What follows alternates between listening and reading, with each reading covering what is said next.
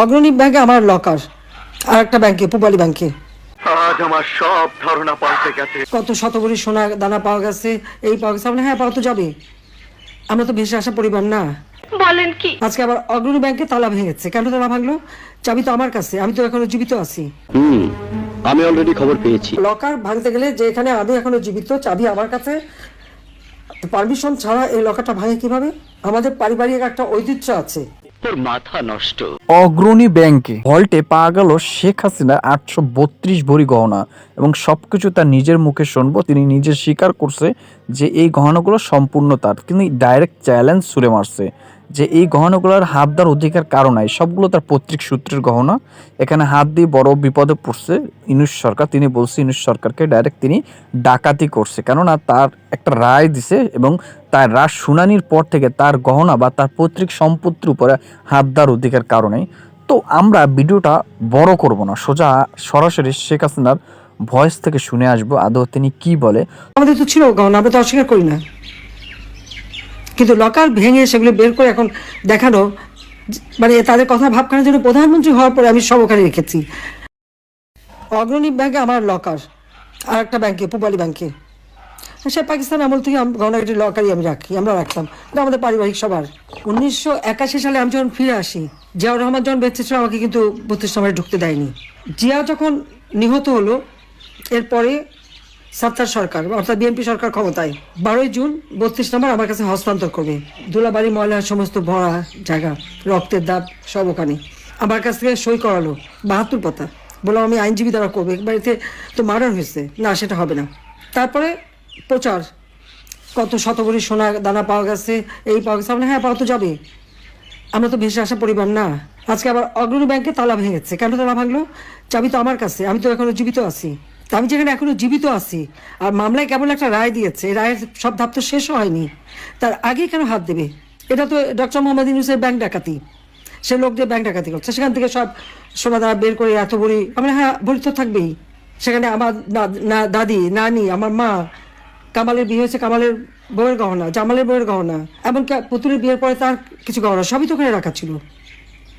তা আমাদের তো ছিল গহনা, আমরা তো অস্বীকার করি না, কিন্তু লকার ভেঙে সেগুলো বের করে এখন দেখানো, মানে তাদের কথা ভাবখানার জন্য প্রধানমন্ত্রী হওয়ার পরে আমি সব ওখানে রেখেছি।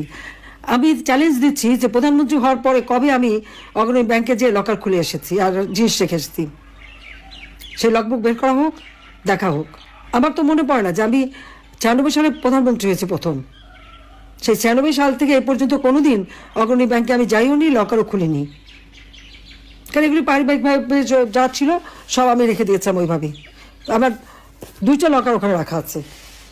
সেখানে যে জিনিসগুলি, এই যারা আমার বাবাকে হত্যার পর এই বাড়ির সমস্ত জিনিস ইন্ডিয়ান তারা একটা ইনভেন্টরি লিস্ট তৈরি করে, ওই লিস্টে যেগুলি তারা ভ্যালুয়েবল জিনিস মনে করেছে সেগুলি সব সিল করে বাক্স আমাকে দিয়ে দিয়েছিল। তা আমি সে কোথায় যাবো? বাড়ি নাই, ঘর নাই, তো কিচ্ছু নাই থাকার। আমি লকার ভাড়া নিই, সেই লকারে যে সব কিছু ওইভাবেই রেখে আসি। তারা আমাদের ঘর বাড়ি যা ছিল সব লুটপাট করে নিয়েছে। 32 নম্বর বাড়িতে আমরা জনগণকে দান করে দিয়েছিলাম। সেটা প্রথমে আগুন দিল, তারপরে লুট করে ভাঙলো বুলডোজার দিয়ে। অজয় সাহেবের একটা বাসা সুধা সদন, সেটাও লুট করলো। সেখানে আমাদের, হ্যাঁ সেখানে আমার অনেক গহনাগাটি ছিল, আমাদের সবারই ছিল। সেগুলো লুটপাট, কাগজপত্র যা কিছু ছিল সব শেষ। তারপরে আগুনও দিল। গণভবন সব তো আমরা সব ফেলে দিয়েই তো চলে এসেছি। তো সেই গহনাগাটিগুলি দেখায় না কেন? সেগুলি কার পকেটে গেল? শুনছিলাম যে ইউনূস সাহেবের বড় মেয়ে নাকি এসেছিল, অনেক নাকি হীরার গহনা নিয়ে গেছে। তাহলে কি এগুলি আমাদেরগুলি নিয়ে গেল নাকি? ইউনূস তো নিজেও ঢুকেছিল ওই বাড়িতে সবাই মিলে, সেটা আমার প্রশ্ন। কিন্তু একটা লকার ভাঙতে গেলে যে এখানে আমি এখনো জীবিত, চাবি আমার কাছে, পারমিশন ছাড়া এই লকারটা ভাঙে কিভাবে? আমাদের পারিবারিক একটা ঐতিহ্য আছে। কিছু শুনতে পেলেন, এখানে ব্যক্তিগত তার সম্পত্তি এবং তার পিতা বা তার পৈতৃক সম্পত্তি যেভাবে গহনা, সেটা তিনি স্বীকার করছে এবং তিনি বলে দিছে এখানে হাত দেওয়ার অধিকার কারণে। আমিও পার্সোনালি একটু কেমন জানি লাগলো যে হয়তো গহনাগুলো তার বোনের বললো, তারপর বললো তার ভাইয়ের বউর গহনা, তারপর তার মার গয়না, তারপর টোটালি মানে এটুকু বুঝাইছে যে তার পৈতৃক সম্পত্তি, এটুকু বুঝাইছে যে এখানে হাত দেওয়ার অধিকার কারণে। তিনি আরও অনেক কিছু বলছে, আমরা সবই শুনলাম। এখন আপনাদের বিচার করুন আপনারা এবং কমেন্টে জানিয়ে দিন আদৌ কতটুকু ভুল বা কতটুকু ঠিক হয়েছে। আশা করি সবার ভালো লাগলে ভিডিওটি শেয়ার করো, অন্য একজনকে দেখার সুযোগ করে দিও।